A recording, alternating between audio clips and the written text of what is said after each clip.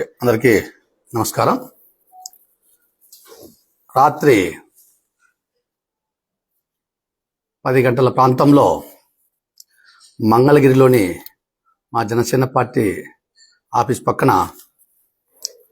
మా జనసేన పార్టీ మా పవన్ కళ్యాణ్ గారి భద్రతా సిబ్బంది మరియు ఆఫీస్ కార్యాలయ సిబ్బంది, సోషల్ మీడియా సిబ్బంది అందరూ కూడా బస చేసేటువంటి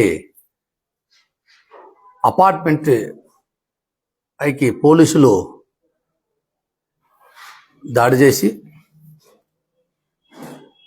అక్కడ ఉన్నటువంటి వారందరినీ కూడా భయభ్రాంతికి గురి చేసి ముఖ్యంగా గోడ దూకి, అంటే రాత్రి 10-10:30 టైంలో బీగాలు వేసింటే గోడ దూకి లోనికి ప్రవేశించారు పోలీసులు. అక్కడ ఉన్నటువంటి మంగళగిరి ఏరియాకు ఉన్నటువంటి సిఐ పోలీస్ సిబ్బందితో అక్కడ రైడ్ చేశాడు. ఏ కారణం లేకుండా ఈ విధంగా రైడ్ చేయడం, దాడులు చేయడం ఏమైన చర్య, దీనిని తీవ్రంగా ఖండిస్తా ఉన్నా.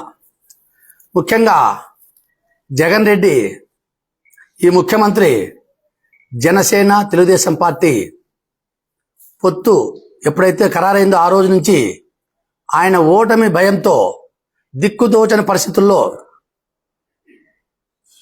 ఈ విధమైనటువంటి దుశ్చర్యలకు పాల్పడుతూ ఉన్నాడు. ఇది మంచిది కాదు, ఇది హేయమైన చర్య.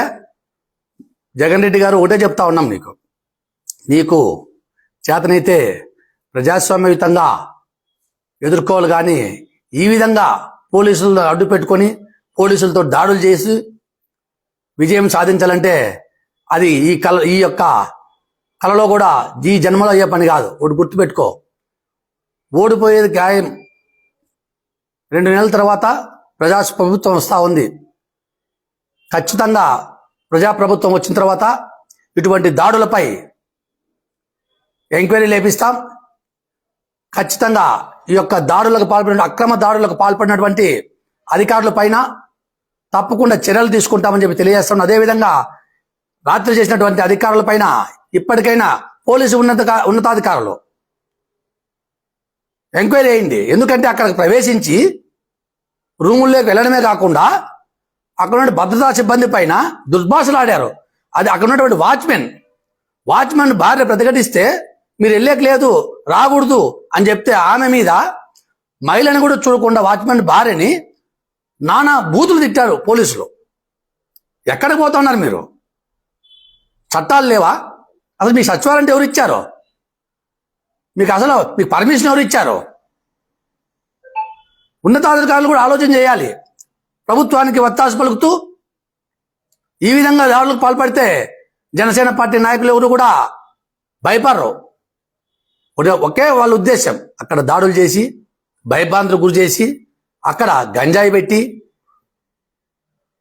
లేకుంటే ఇతర మారణాదాలు ఏమైనా పెట్టి వారి మీద అక్రమ కేసులు బనాయించాలని చెప్పేసి ఒక పథకం ప్రకారం రాత్రిపూట దాడులు చేశారు. మీరు ఎవరు పర్మిషన్ తీసుకున్నారు? ఇక్కడ ఎట్లా కొట్టారు మీరు అంటారంట. సీఏ గారికి తెలుదా? అక్కడ అపార్ట్మెంట్ తీసుకొని జనసేన పడి దాదాపుగా సంవత్సరం పైన అయిపోయింది. మీరు అది కూడా కనుక్కోకపోతే ఇంకెందుకు మీరు డ్యూటీలు చేస్తున్నట్లు? అన్నీ తెలుసు మీకు, కానీ అధికార పార్టీ వాళ్ళు చెప్పేదానికి వత్తాసు పలుకుతూ వాళ్ళ ఆదేశానుసారం అక్కడికి వచ్చి మీరు దాడులు చేస్తూ ఉన్నారు. ఇది మంచిది కాదు. జగన్ రెడ్డి, ఇది ప్రజాస్వామ్య దేశం.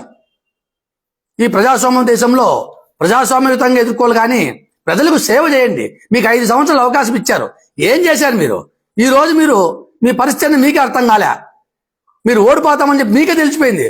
5 ఏళ్ళ అవకాశం ఇచ్చింది ఎందుకు? మీ ప్రజలు మీకు ఎందుకు ఇచ్చారు? ప్రజాసేవ చేసుకొని మళ్ళీ మీకు అవకాశం కల్పించుకోవాలని. కానీ మీరు చేస్తున్న పని ఏమి? ప్రజాసేవ చేయకుండా, ప్రజలకు మంచి పనులు చేయకుండా, రాష్ట్ర వ్యాప్తంగా రాష్ట్రాన్ని అల్లకొల్లం పట్టిస్తూ దౌర్జన్యాలతో, భూ కబ్జాలతో, ఇసుక దోపిడీతో, మద్యం వ్యాపారంతో కోట్లాది రూపాయలు, లక్షలాది కోట్లు సంపాదిస్తూ ఉన్నారు మీరు. ఇదేనా మీరు చేస్తున్న అభివృద్ధి? మీకు తెలుసు అభివృద్ధి చేయలేదు, ఈ రాష్ట్రాన్ని అధోగతి పాలు చేశాం మేము అని. మీరు చేశారని తెలుసు, మీకు ఓడిపోతారని మీకు తెలుసు. మీరు అభివృద్ధి చేసింటే ఇవన్నీ ఎందుకు మీకు చెప్పండి? తప్పులు మీరు చేసి ఈరోజు ప్రతిపక్షాలపైన దాడులు చేసుకుంటూ ఈ విధమైనటువంటి దుశ్చర్యలు పాల్పడతా ఉన్నారు. ఒకటే చెప్తా ఉన్న అధికారులు కూడా, ఇప్పటికైనా మీరు ఆలోచించండి. ఇక 2 నెలలు కూడా లేవు, ఎలక్షన్లు 2 నెలలు ఉన్నాయి దాదాపుగా. ఈ 2 నెలలకు ఏర్పడేది ప్రజాప్రభుత్వం. మళ్ళీ మీరే ఇబ్బందులు పడతారు. అనవసరంగా ఈ యొక్క జగన్ రెడ్డి మాటలు, ఈ యొక్క వైఎస్ఆర్సీపీ వాళ్ళ మాటని మీరు ఇటువంటి తుచ్చలకు పాల్పడవద్దని చెప్పేసి తెలియజేస్తా ఉన్నాం. ఎందుకంటే ప్రతి ఒక్కరు కూడా ఆలోచిస్తూ ఉన్నారు ఇప్పుడు, ఎందుకు ఈ ప్రభుత్వం మనకు, ఎందుకు ఈ జగన్ రెడ్డి మనకు, ఈ రాష్ట్రం అధోగతి పాలైపోయింది. ఎక్కడ బయటికి వెళ్తే సిగ్గుచేటయ్యా, మీకు ఆంధ్రప్రదేశ్కి రాజధాని అంటే ఎక్కడ అని చెప్పేకి లేకుండా అయిపోయింది. పేరు లేదు. ఇది ఈ రాష్ట్రానికి పట్టిన దౌర్భాగ్యం, ఈ ముఖ్యమంత్రి తీసుకొచ్చినటువంటి దౌర్భాగ్య స్థితి. ఏం చేసావు చెప్పు? ఉపాధి ఏమైనా కల్పించావు? యువకులకు ఏమైనా ఉపాధి అవకాశాలు కల్పించావా? డిఎస్సి అని చెప్పి నాటకం ఆడావు. ఏది డిఎస్సి? తెలుసు ఎలక్షన్ ముందు ఏదో నోటిఫికేషన్ ఇచ్చేస్తే అది ఎట్లా రద్దు అయిపోతుంది, ఎవరెవరు కోర్టులకు వెళ్తారు, ఎట్లా రద్దు అయిపోతుంది, ఒక ఏదో కట్టుతురుపు చర్యగా ఏదో డిఎస్సి విడుదల చేయాలంటే విడుదల అని చెప్పి ఈ విధంగా నోటిఫికేషన్ ఇచ్చావు నువ్వు. ఇప్పుడు కోర్టు స్టే వచ్చి నిలిచిపోయింది. నీకు తెలుసు కోర్టు స్టే వస్తుంది కూడా. ఈ టైంలో ఎవరు కూడా ఎలక్షన్ 10 నెల రోజులు ఉంది, ఈ టైంలో ఎవరన్నా కానీ నోటిఫికేషన్ ఇస్తారా? 1-2 నెలల ముందు ఊరికే ఏదో ప్రజలు ఈ రోజు ఇన్పుట్ సబ్సిడీ అని చెప్పేసి తుఫానుల బాధితుల కోసం ఇచ్చారని చెప్పేసి ఒక కంటితుడు చర్యగా రైతులకు ఏం చేసావయ్యా నువ్వు? ఎందుకే వేయాలయ్యా నీకు ఓటు? తెలుసు నీకు ఓడిపోతారు రైతులు, నన్ను తొక్కిపడేస్తారని చెప్పి తెలుసు మీకు. రైతులు కన్నీరు పెట్టుకుంటా ఉన్నారు, ఎన్నో ఇబ్బందులు పాలవుతున్నారు. వారికి కంటితుడు చర్యగా ఏదో ఇన్పుట్ సబ్సిడీ అని చెప్పేసి ఏదో బటన్ నొక్కేవి. ఈరోజు అది ఎప్పుడు పడుతుందో తెలియదు. ఆ వచ్చే అమౌంట్ కూడా ఏ రోజు అకౌంట్లో పడుతుందో ఎవరికి తెలియదు. ఏదో నేనేదో అభివృద్ధి చేస్తున్నా ఈ రాష్ట్రానికి అని చెప్పేసి చెప్తా ఉన్నావు.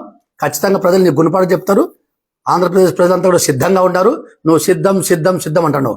నీ మీద యుద్ధం చేయడానికి ఆంధ్రప్రదేశ్ ప్రజలు, ప్రతిపక్షాలు సిద్ధంగా ఉన్నాయి.